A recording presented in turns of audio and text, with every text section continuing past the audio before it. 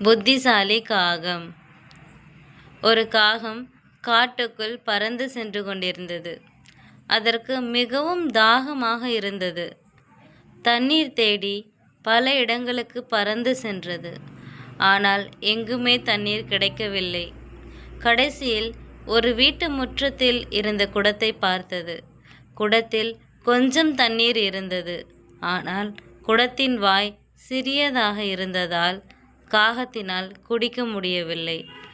காகத்திற்கு ஒரு யோசனை வந்தது.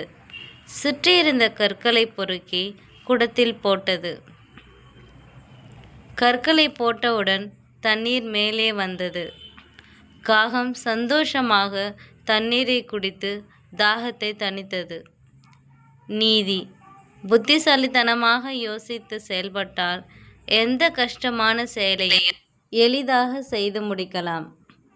இந்த கதை உங்களுக்கு பிடிச்சிருந்ததுன்னா லைக் பண்ணுங்கள், ஷேர் பண்ணுங்கள் அண்ட் சப்ஸ்கிரைப் பண்ணுங்கள் ஃப்ரெண்ட்ஸ். தேங்க்யூ.